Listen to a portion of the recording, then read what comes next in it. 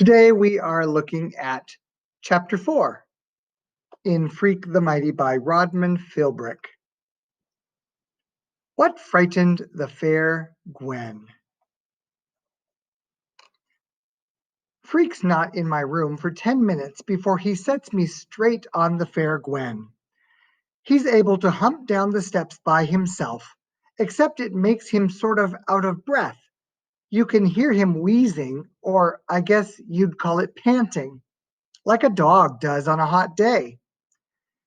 He gets into my room and I close the bulkhead door and he goes, "Cool. You get to live down here all by yourself?" I eat upstairs with Grim and Graham. Freak works himself up onto the foot of my bed and uses a pillow to make himself comfortable.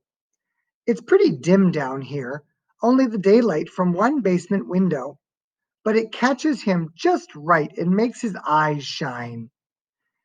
"Graham must be your grandmother," he says.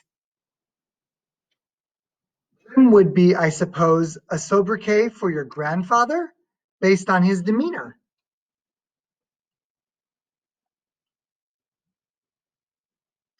I go, "Huh?"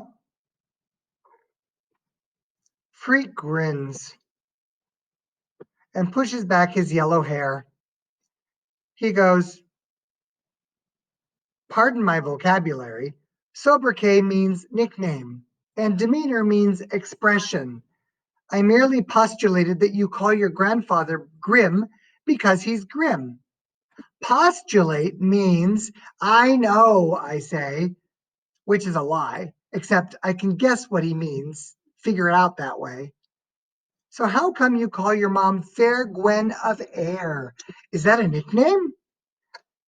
Freak is shaking his head. I can see he's trying not to let on that he's laughing inside. "Guinevere," he finally says, catching his breath. "The fair Guinevere from the legend of King Arthur. You know about King Arthur, right?" I shrug. The only King Arthur I know is the brand of flour Graham uses, and if I say that, I'll really sound like a butthead. He goes, "My mom's name is Gwen, so sometimes I call her the Fair Guinevere or the Fair Gwen. When King Arthur was the first king of England, way back when there were still dragons and monsters in the world. Arthur was this wimpy little kid, an orphan. And there was this magic sword stuck in a big stone, okay? The old king had died, and whoever could pull the sword from the stone proved he was the next king. All these big, tough dudes came from all over to yank at the sword, and they couldn't budge it. One day, this wimpy little kid tried it when nobody was looking, and the sword slipped out like it was stuck in butter. So he was the king, this little kid?" Freak nods. He's really into the story, and he's making shapes in the air with his hands. This is the first time for me hearing Freak really talk. And right away, I know one thing. When he's talking, you can't take your eyes off of him. His hands are moving. It's like he's really seeing it. This story about an old king.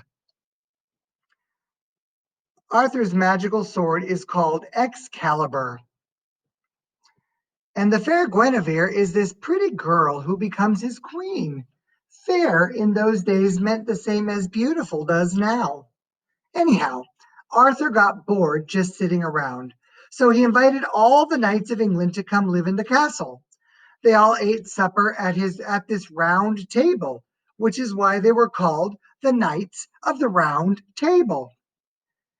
Every now and then, King Arthur would send them off on a special secret mission, which in the old days they called a quest. They had to slay dragons and monsters and evil knights. I assume you know what a knight wears into battle. I think so, but I like hearing Freak talk, so I go, "Better tell me." And that's when I find out why he's so interested in some clanky old knights. Because Freak really lights up and he goes, the knights were like the first human versions of robots. They wore this metal armor to protect them and make them invincible. When I get my stuff unpacked, I'll show you the pictures. It's pretty amazing, really, that hundreds of years before they had computers, they were already attempting to exceed the design limitations of the human body. I go, huh? And Freak sort of chuckles to himself, like he expected me to go, huh? And he says, the design limitations of the human body. Like we're not bulletproof and we can't crush rocks with our bare hands. And if we touch a hot stove, we get burned. King Arthur wanted to improve his men, so he made them armor plated. Then he programmed them to go out and do these quests, slay dragons, and so on, which is sort of how they program robots now. I go, I thought there weren't any real robots, just in the movies. Boy, does that make his eyes blaze. Like, whoa, talk about laser beams. He's like fuming, so upset he can hardly talk. Finally, he gets control of himself and he goes, I suppose I must make allowances for your ignorance. On the subject of robots, you are clearly misinformed. Robots are not just in the movies. Robotics, the science of designing and building functional robots, is a huge industry. There are thousands of robots units presently in use, millions of them. They don't look like the robots you see in the movies, of course, because they're designed according to function. Many robotic devices are, in fact, sophisticated assembly units, machines that put together cars and trucks and computers. For instance, the space shuttle has a robot arm. Right, I say. I saw that on TV. Freak sighs and rolls his eyes. Ah, yes, he says, television, the opiate of the masses. For about the 11th time, I go, huh? Opiate, a drug, he says. Massive. Oh, I should have said opiate of the massives, not masses. Television, the opiate of the massives. For about the 11th time, I go, huh? Opiate, a drug, he says. Massive. That means large and heavy. Thus, television is the drug of fat heads, opiate of the massives. You don't have a TV? Of course I have a television, he says. How else would I watch Star Trek? Matter of fact, I watch tons of Tube, but I also read tons of books so I can figure out what's true and what's fake, which isn't always easy. Books are like truth serum. If you don't read, you can't figure out what's real. This time I don't say, huh, because then I might have to explain how I'm an LD and reading books is the last thing I want to do. Right after trimming my toenails with a lawnmower, gargling nails, and eating worms for breakfast. Of course, Freak has probably already guessed I am a learning disabled because he's had a look around my room and it isn't exactly the public library. I'll lend you some of my books, he says.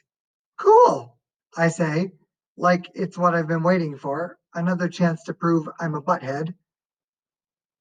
Then we both hear it at the same time, this voice calling his name and sounding real worried.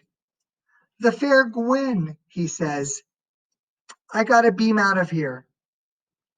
I go up and open the bulkhead door, and his mother is in the backyard and she's looking at the little red wagon.